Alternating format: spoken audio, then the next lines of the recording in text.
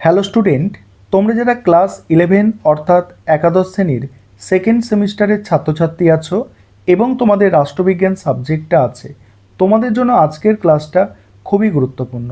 আজকের ক্লাসে তোমাদের 100% কমনযোগ্য সাজেশান নিয়ে আলোচনা করব। আজকের ক্লাসে তোমাদের 6 নম্বরের প্রশ্নের সাজেশান নিয়ে আলোচনা করব। তোমাদের 3টে 6 নম্বরের প্রশ্ন পরীক্ষায় লিখতে হবে, অর্থাৎ 18 নম্বর থাকছে 6 নম্বরের প্রশ্নের জন্য।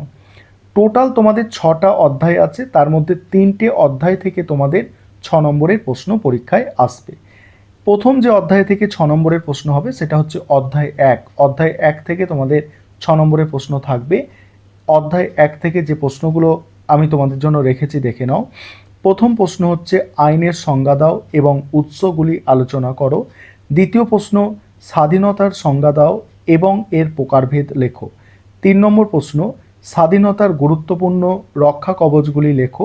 4 নম্বর প্রশ্ন সাম্য বলতে কী বোঝো, সাম্যের প্রকৃতি ব্যাখ্যা করো। 5 নম্বর প্রশ্ন সাম্যের বিভিন্ন রূপ বর্ণনা করো। 6 নম্বর প্রশ্ন ন্যায় বিচারের অর্থ ও প্রকৃতি আলোচনা করো। নেক্সট আছে ন্যায় বিচারের বিভিন্ন রূপ লেখো।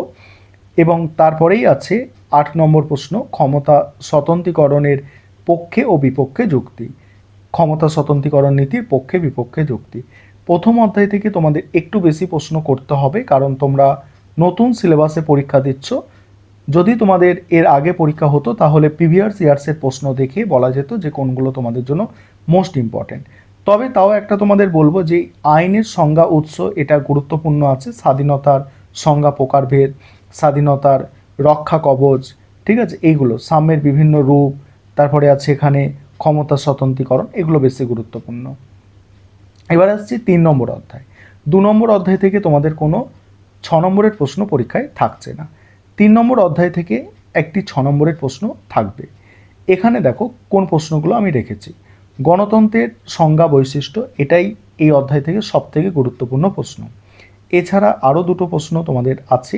কর্তৃত্ববাদ কাকে বলে, এর বৈশিষ্ট্য লেখো। আর তারপরে আছে দেখো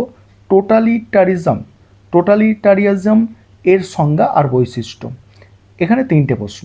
এবার হচ্ছে 4 নম্বর অধ্যায়। 4 নম্বর অধ্যায় থেকে তোমাদের 6 নম্বরের প্রশ্ন আসে, আর এটাই হচ্ছে 6 নম্বরের প্রশ্নের শেষ অধ্যায়, কারণ 5 নম্বর 6 নম্বর অধ্যায় তোমাদের আছে সিলেবাসে, তবে সেখান থেকে কোনো 6 নম্বরের প্রশ্ন পরীক্ষায় থাকে না। এবার দেখো 4 নম্বর অধ্যায় থেকে যে প্রশ্নগুলো তৈরি করতে হবে দেখো।